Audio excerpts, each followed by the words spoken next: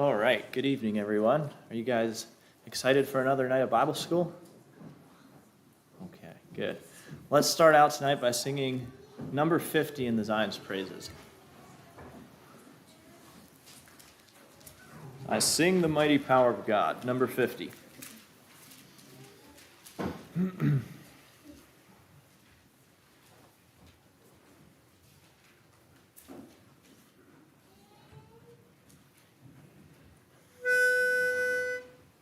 No soul, I sing the mighty power of God that made the mountains rise, that spread the flowing seas abroad and built the lofty skies. I sing the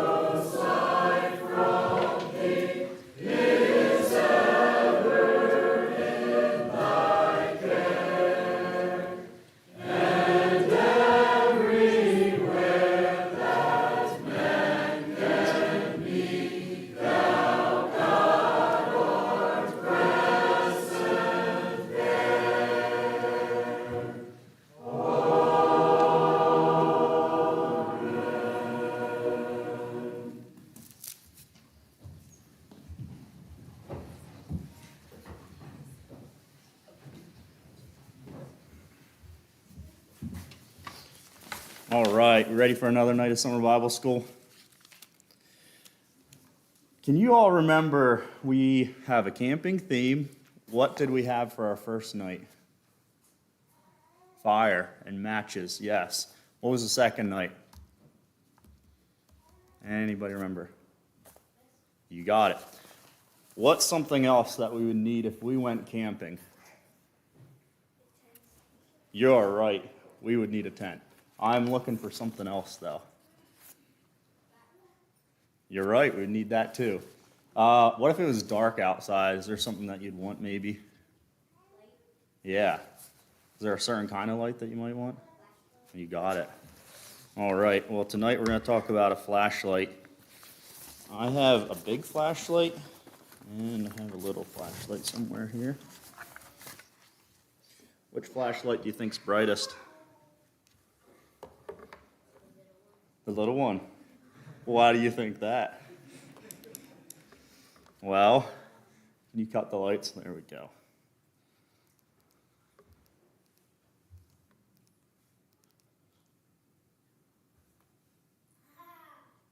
Is it the little one?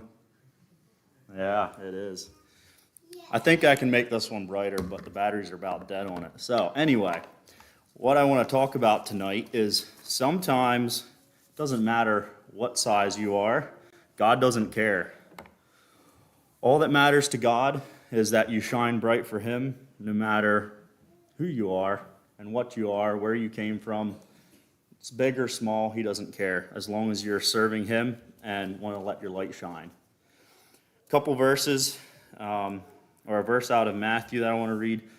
Let your light so shine there before men that they may see your good works and glorify your Father which is in heaven. Let's pray. Dear Lord, thank you that we can come out here tonight and get to hear your word again. Bless John as he shares. Be with the children and the teachers as they have another night. Help the children to be able to learn something tonight and be able to take something home with them to grow and hopefully to let their light shine going forward. In your name we pray. Amen. All right. For our offering this week, it is again for Allegheny Boys Camp. There is a basket in the back that you've seen on the way in. There's also one at the bottom of the stairs if you're going out the front and forgot to stick your money back there. And it is for camping supplies, tents, all their shelters that they have there. So anyway, for dismissal, kindergarten 1 out the front, kindergarten 2 out the back.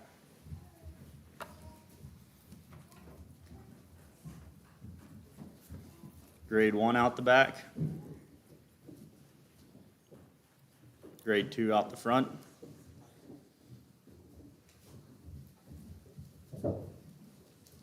Grade 3 and 4 out the back.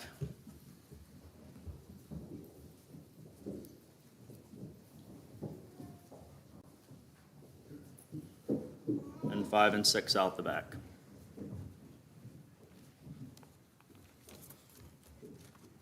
All right, you all can move forward and we'll turn our attention over to John.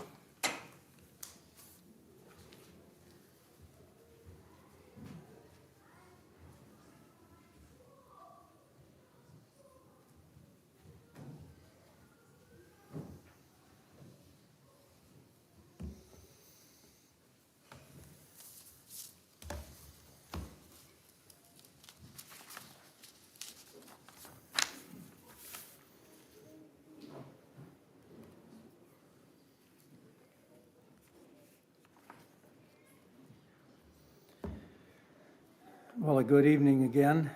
Blessings in the name of Jesus. So we've been talking about following Jesus and helping others to follow Jesus. This evening, I want to talk about something that is very practical, but it's not the most important thing. So I want to talk about skills.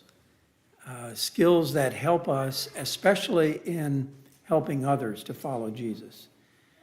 So I'm assuming that all of us here want to follow Jesus. That's our goal. That's what we have been called to.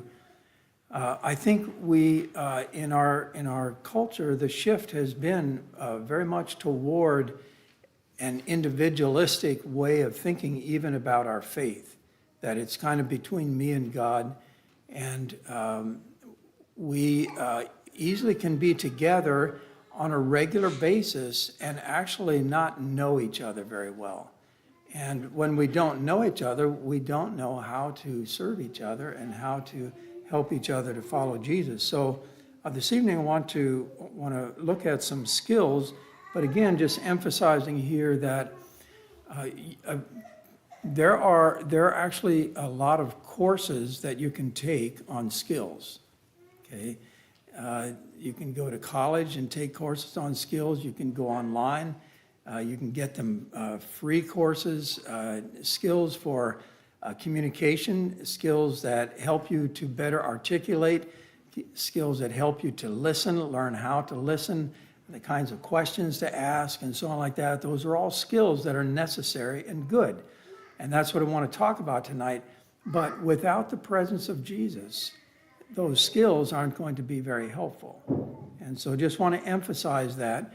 I'm not trying to say it doesn't matter, so you should probably be here, but we are going to be looking at a part that without Jesus, it'll be empty, okay? So thinking about skills then, I want to start with talking about the skill of listening. And we're going to be looking at scriptures that guide us in this. I want to also look at Jesus, at his own life, and some of these skills, particularly we see Jesus exercising them in his discipling those who are following him. This comes from James, his letter that's a general letter to all believers.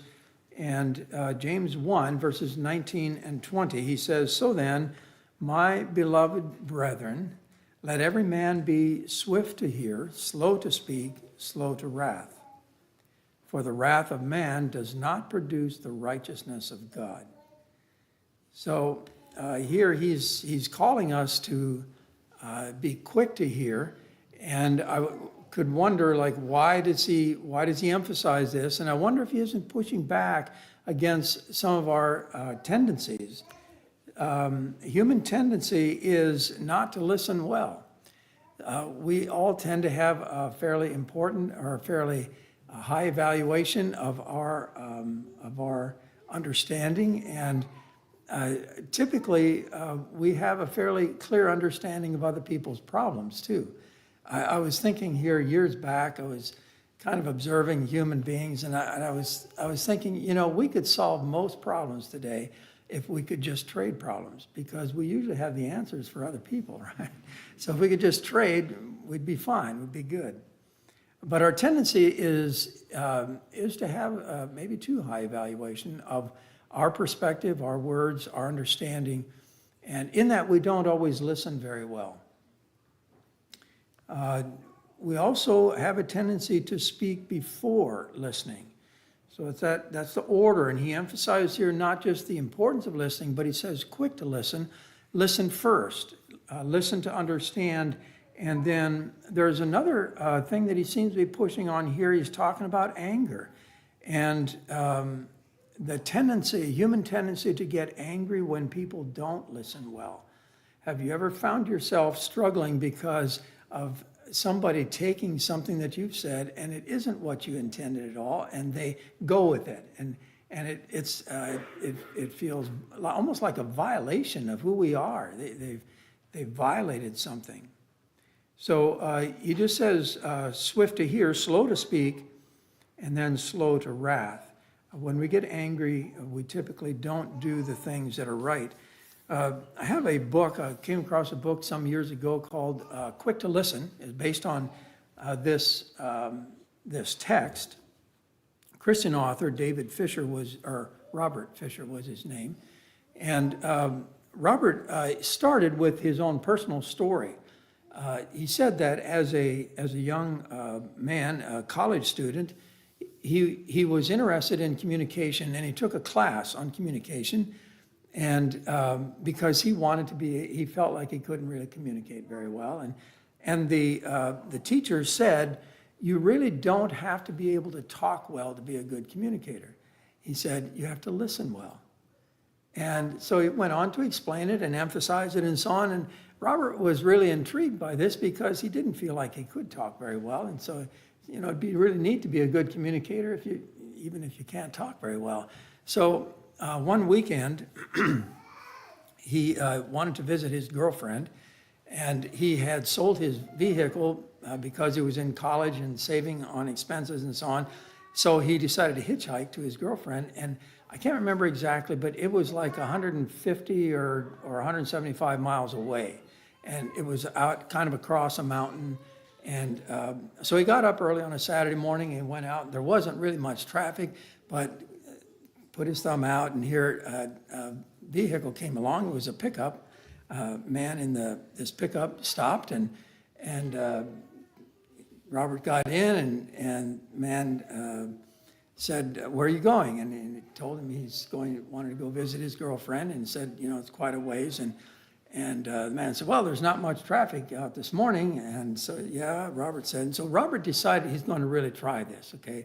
And he decided just to try to listen well. And if the man, he started asking the man a question, and the man started talking. And whenever the man would stop talking, he just asked another question and just listened to him. And the man just kept going and talking and drove about 10 or 15 miles to where there was another highway where this man was going to turn off.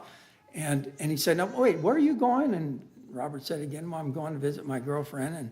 And he said, well, this is not a very good place to let you off. I'll take you over to the bigger highway. And it was like another 10 miles or so. And he took him over there, and he kept talking, and Robert just kept listening, and he'd pay attention. He'd ask him another question, and the guy just kept on talking. He got over this highway, and he said, no, wait, where are you going? And he told him where he's going. And so he said, look, I'll take you a little further. I'll take you to where you go across the mountain. So he took him another, 25 miles or something. And then he got there, and all the time he just kept talking, and Robert just kept asking questions if he'd stop.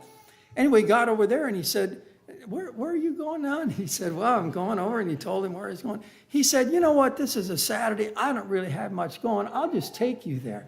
And he took him the whole way across the mountain, dropped him off at right at the door of his girlfriend's house. And Robert said when he went to get out, the guy said, this is one of the best conversations I've ever had. and Robert said when he got out, he realized this guy knew almost nothing about him. I don't even know if he had asked him his name. He didn't know where he was from, knew very little about him. He knew he had a girlfriend, I guess. He knew that much about him. Listening.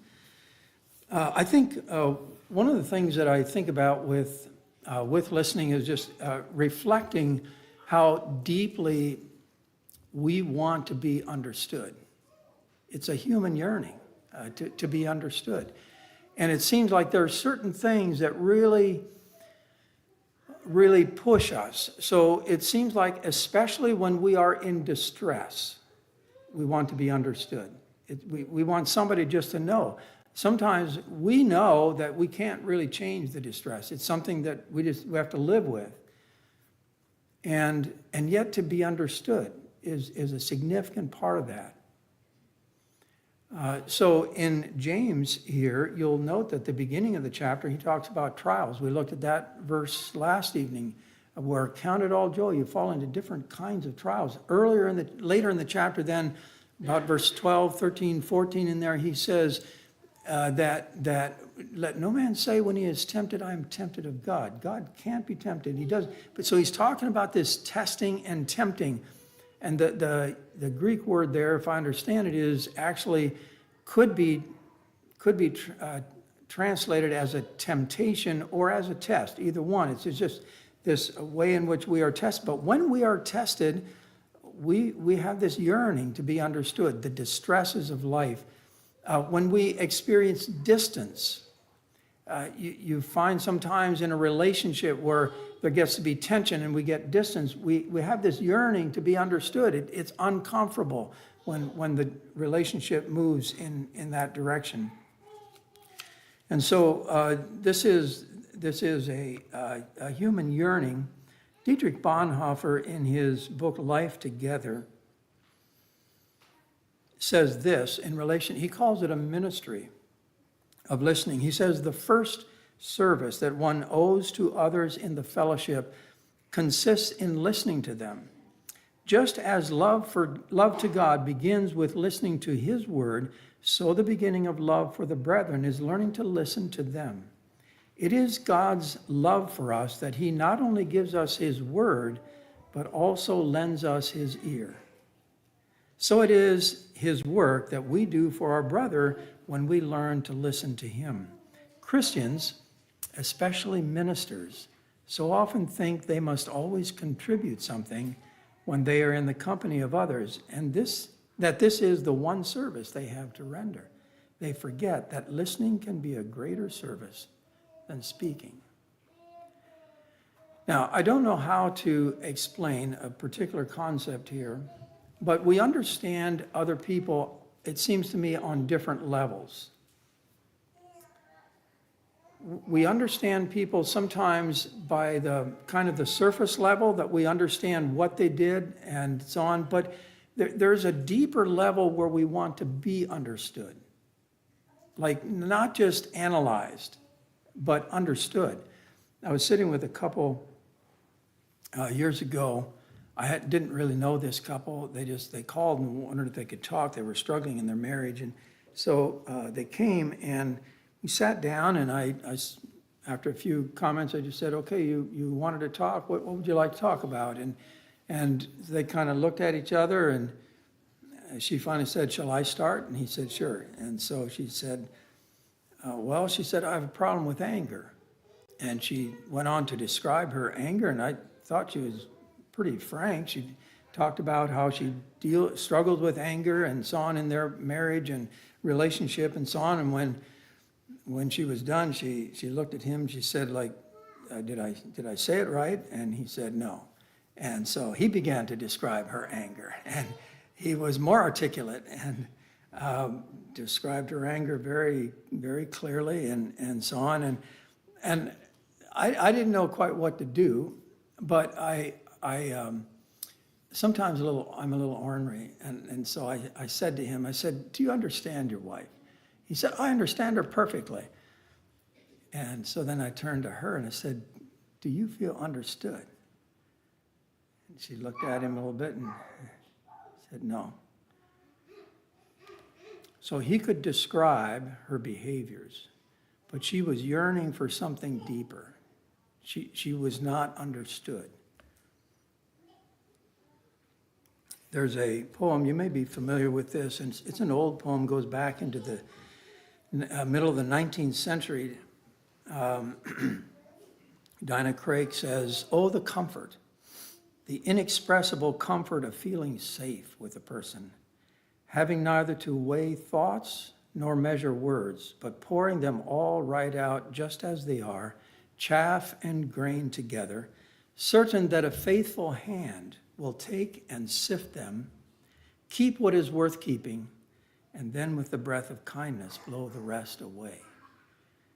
We yearn for that kind of relationship where we can, in distress particularly, spill our hearts open, pour it out, and somebody listens to understand and recognize that some of the things that come out aren't the best, but they understand us in our distress. We have this wonderful assurance from God. He tells us regularly to speak to him, to bring our cares to him, to cast them on him, to Psalm 62, verse 8, trust in him at all times, you people. Pour out your hearts before him. God is a refuge for us. That's God's invitation to us. Now, the thing is, we can do that, and yet as humans, we also yearn for human understanding and human listening, human ears.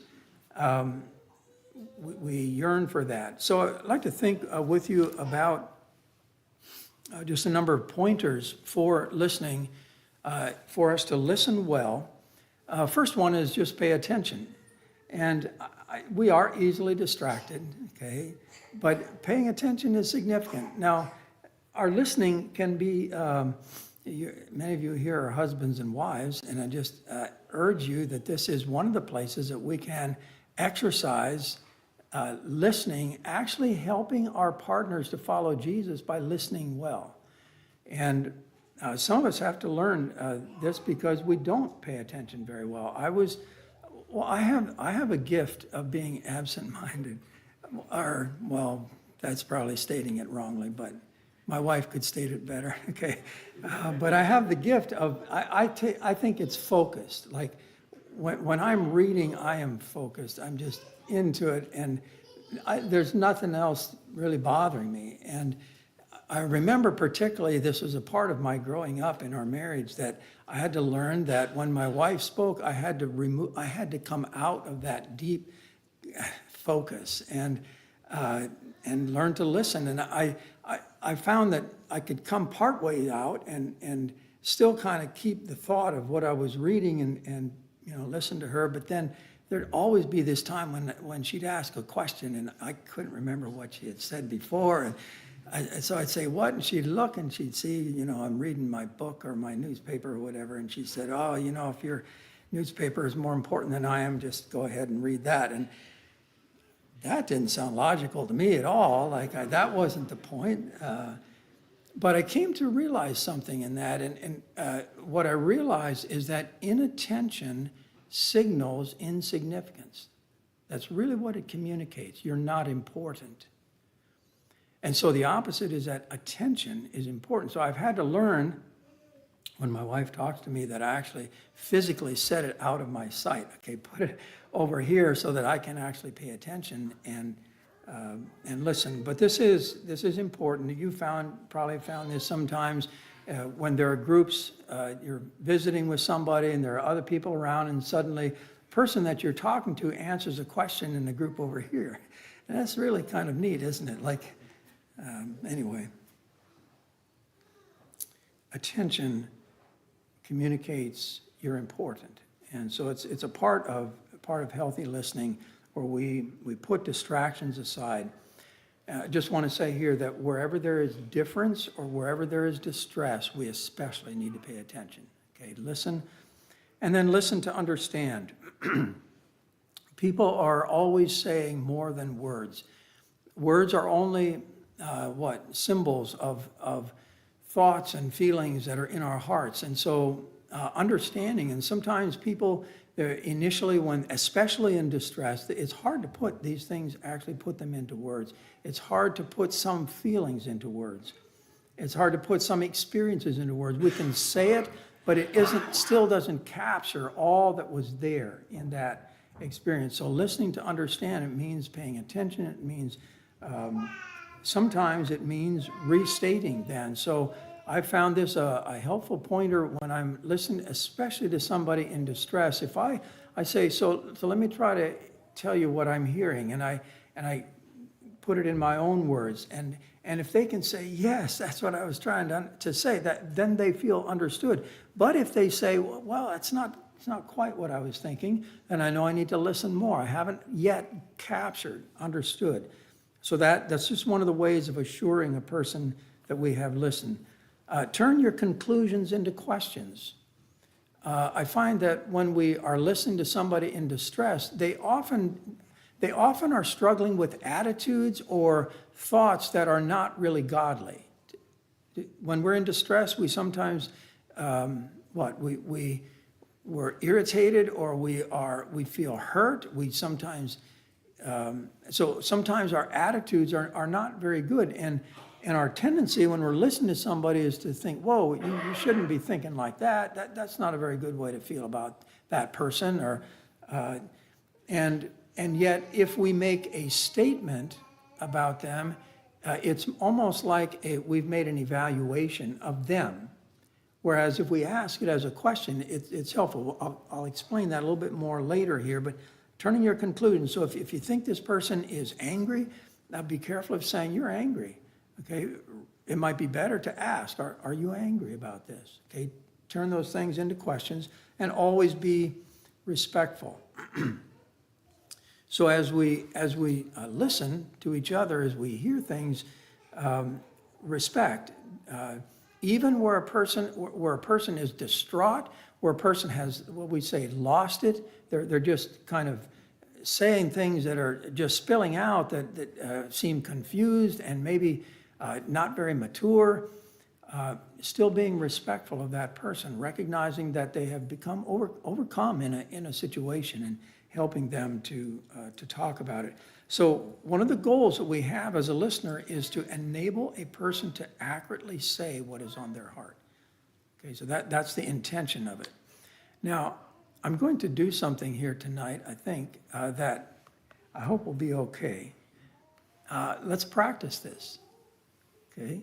So I'd like for you to turn to somebody beside you or behind you or in front of you or whatever, and just say something, okay? Now, if you're afraid to go very deep, you can just say, how was your day, okay? That's all right. You can talk about a difficulty you're facing. Now, don't get too deep here because I'm not going to give you a half hour, okay? Just a little bit here, or maybe a decision that you are facing, or something that you recently enjoyed, something someone has shared with you recently that was meaningful. I had somebody said this, that was really helpful. Maybe something you read from your Bible that was meaningful for you, a prayer request, or an answer to prayer, or something you're grateful for, okay? So I'll just give you a few minutes to let you talk to each other a little bit here, all right? Those of you who are recording, you might want to just shut it off right now for a little bit. And you folks, go ahead. And again, don't go too deep, just talk to each other.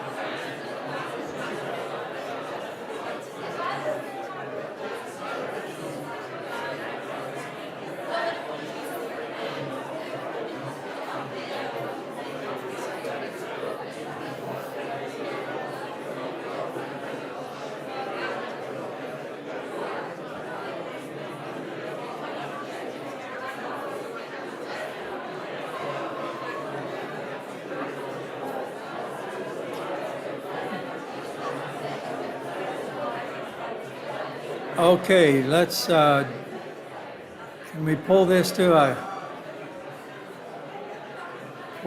close?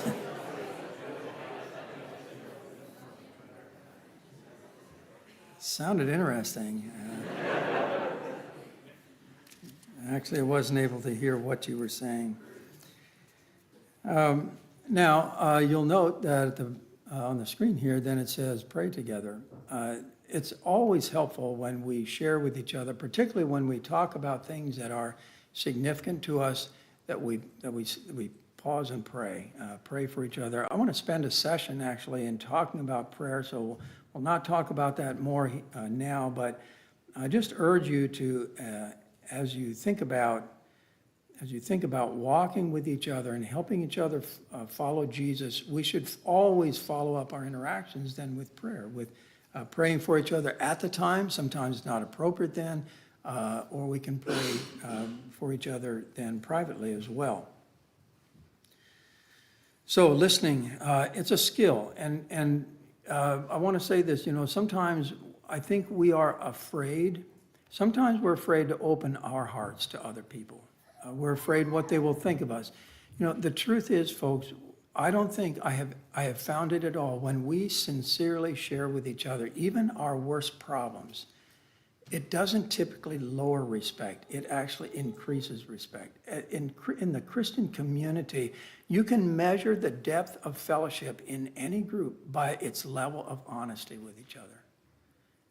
If all we do is come together and we talk about, how the week went and how the weather was and what we're planning for the next week, and we actually don't talk about our hearts, we're not going to have deep fellowship. We have to be able to interact with each other. So this is something that you may carry with you. Some things that I do sometimes in talking to people, sometimes I will say something like, so what's God been saying to you lately? Okay, that's just kind of an opener there about, it helps us to start thinking about our lives, our personal lives, and then being willing on both parts to share with each other the things. I mentioned last evening that it's good for us to have relationships, ongoing relationships with somebody younger than us, somebody who's maybe a peer, as well as somebody who's older. And in those, it's always good for that to be, we both share things. The reality is that even though we often think about older ones helping younger ones, the reality is that interaction with young Christians, if we're older Christians, is actually beneficial to us. It actually ministers things. We learn things from them even in our interaction in that way. So praying for each other, because we're not masters, we are all followers of Jesus, and we're helping each other. So just an encouragement there to in our conversations with each other. Second skill is skill of asking questions.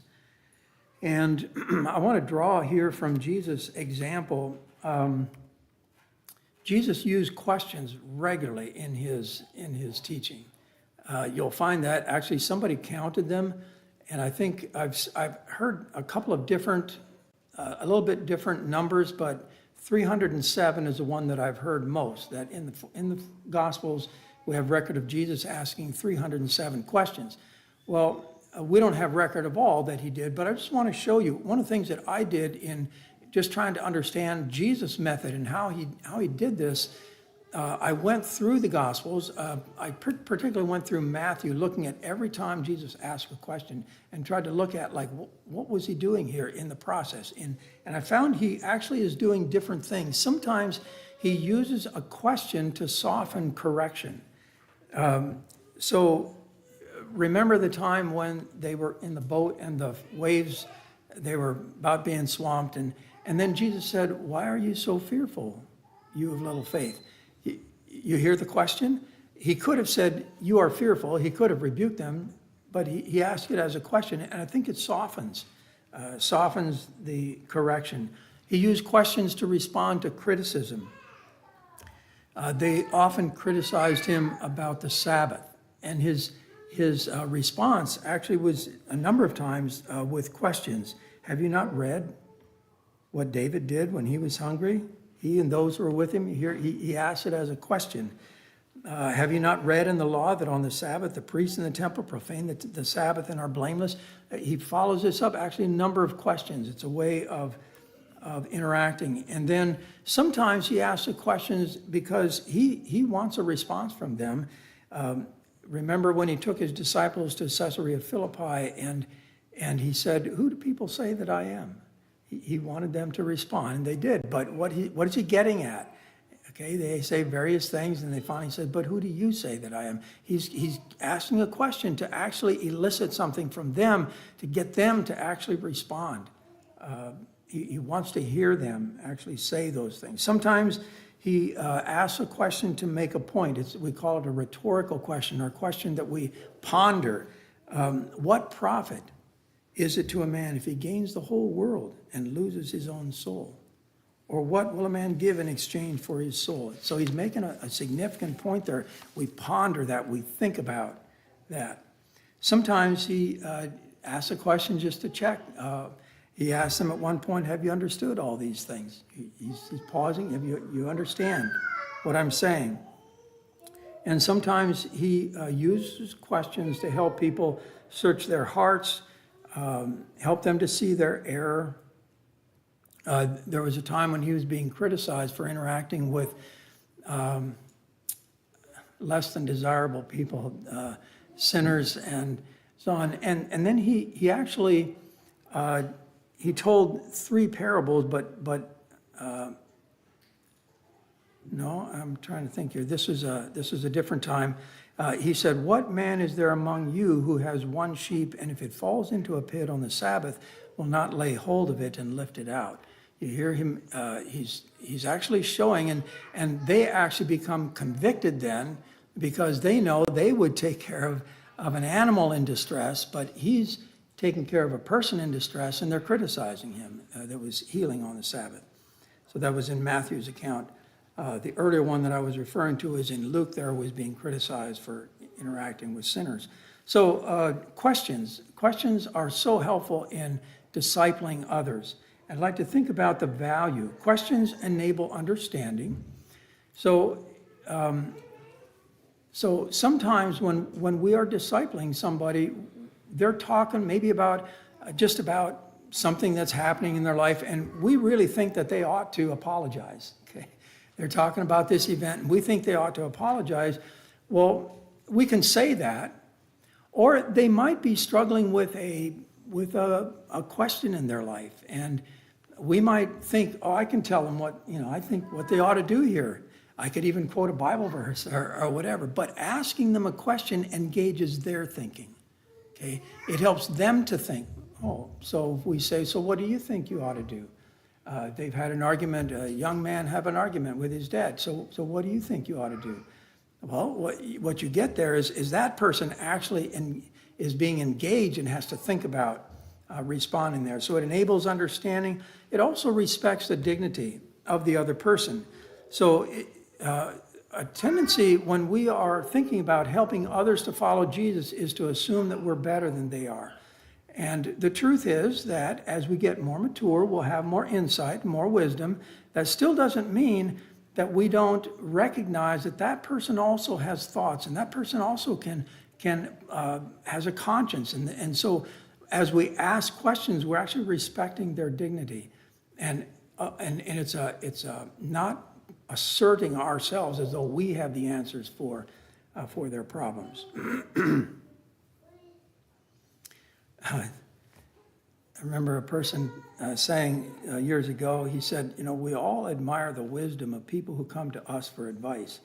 And so our tendency is to try to have the answer. And there's something gratifying, even can be kind of heady, about being able to tell somebody, solve a problem for somebody, or really give them something. Now, I don't mean, when I talk about questions here, I don't mean we should never tell somebody a truth, or that we even ought to correct somebody. I'm going to talk about that as a skill later, okay? But questions often is a first approach.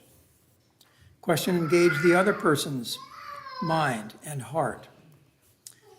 People remember their own ideas better than they remember yours. Okay?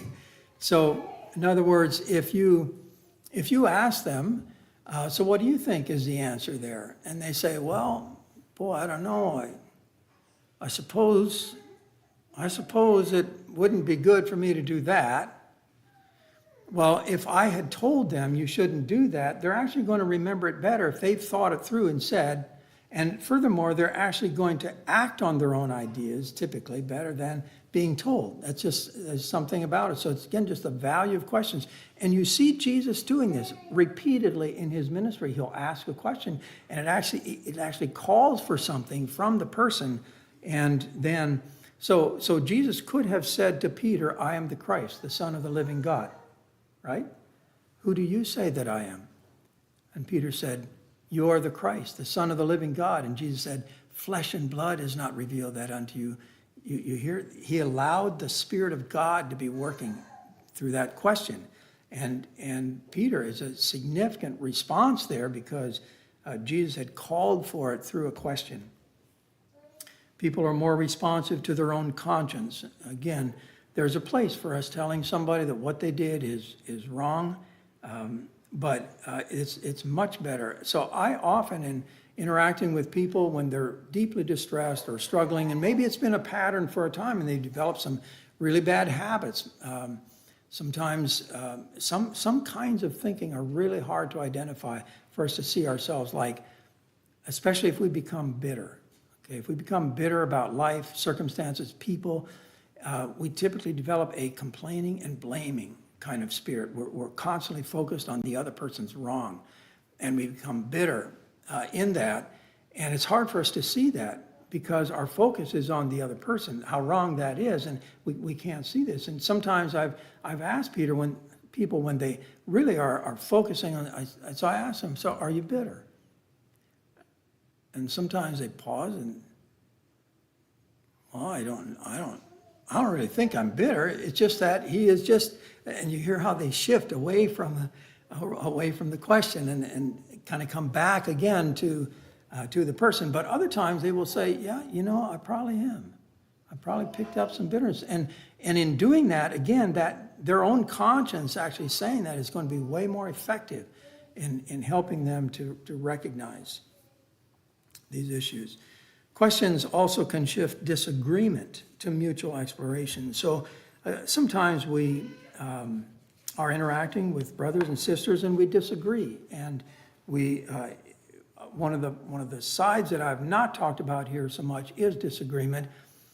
I've talked about listening, and I've talked about questions more in the context of helping people with problems, okay? But sometimes we are in disagreement. And in disagreement, also, we have to learn to listen.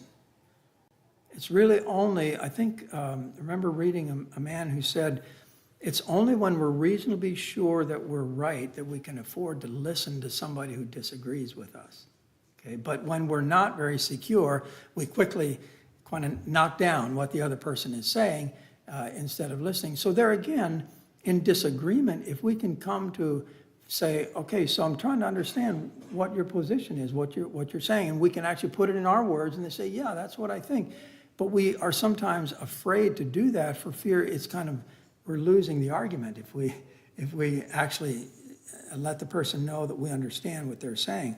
But as we ask questions, as we listen, it also often can help to mutually explore them. So we talk about difference, and we can end up saying, okay, so what's a way forward? I think we should do this. You're seeing it this way. Well, what's a way forward? Sometimes the answer is not that this is right and this is wrong. Maybe they're both right. And the way forward is to take both of those and find a way that honors both of them. I was listening to two brothers in the church, after church one time in our congregation, not where I am now, so it was a long time ago, but these two brothers at the back of the church, and they disagreed. And the question was, how much should our congregation interact with other congregations? Okay, so you get that question, like what's appropriate? You folks, I don't know how much you are interacting with others. I know from Stephen that you have had, a after-school program or something, kind of working with other groups. Sometimes you're wondering, like, whoa, is this okay? And so on. And the one brother was saying, hey, we can't just open our arms to everybody and assume that, everybody is okay. And the other one said, yeah, but we can't put a little circle around ourselves and think we're the only ones.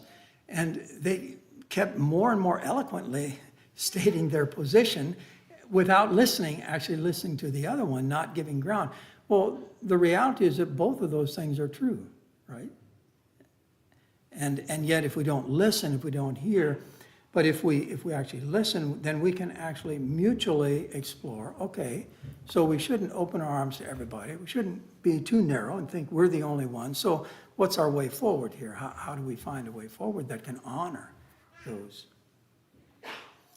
So those are, that's a second skill here. I'm going to pause here. I've talked about two skills, and I'm not planning to finish this tonight. I'll pick it up tomorrow night and then go on to another subject tomorrow evening. But I'd like to pause here. As you've listened to me talking about listening or asking questions, maybe you've thought about situations and you've wondered, you have some questions yourselves that you'd like to ask, or comments, maybe balancing things.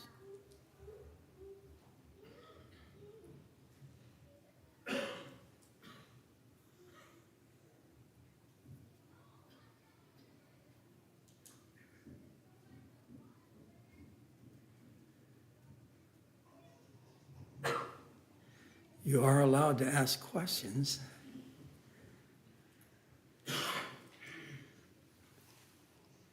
One of the questions that sometimes comes up when I'm teaching on this is, what are the limits to listening? Are there some things we should not listen to? And I just want to say here that I think that where it involves brothers and sisters, we're talking about helping each other to follow Jesus in the local church.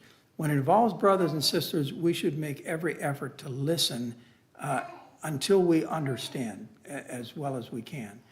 I remember relating to a man in our church, this is again years ago, who had become very bitter. There were a number of things that were involved. He and his wife had not become Christians until after they were married. And he told me, he said, look, you guys had this from little up. He said, we had to learn all this stuff even after we had children. But in the process, maybe we were asking too much of him. I don't know. A lot of it had to do with finances. He was not very wise in the use of finances and so on, and we were trying to help him. But he got bitter. So I began just going to his place and listening. And my goal was to reach his heart. But he kept talking about, blaming the other brothers in the church and so on. And I listened to him, and I tried to then bring him toward how he deals with those things and so on, but he was bitter. And then he'd just tell me again, and I finally, he was starting to tell me the same stories again, and just kind of going back over it and so on. And so I finally told him, I said, you know what, I will, you can call me anytime you want if you want to deal with these things and get free of the stuff that's in your heart. But I said, I can't just continue to listen to you put down my brothers in Jesus. And so you hear what I did there. I put a boundary there. There were I had listened to him long enough. And I do want to say that his story turned out good then later. He struggled, actually at that time he didn't. He left the community and so on, but he came back and he came to our congregation and stood in front of our congregation and just acknowledged that he was bitter, he was angry and so on. So it did eventually turn out good. So listening, there are limitations. There are some things that are not appropriate. When people's motives are completely wrong, when they are intending to do things that are wrong, there are some limitations for not listening. I think, but again, in the brotherhood, as we talk to brothers and sisters, it's valuable. So I think I'm going to stop there. I'm going to look at a couple more skills, but I'll wait to look at that until tomorrow evening. And then, again, I want to carry forward and I want to think about, again, a kind of a practical discussion looking at how do we do this, like one-on-one, small groups? What's the value? How can we actually carry this forward in our interactions with each other? So just encourage you to pray as you think about that. I think I will stop there. Those of you who have come forward, you can go back.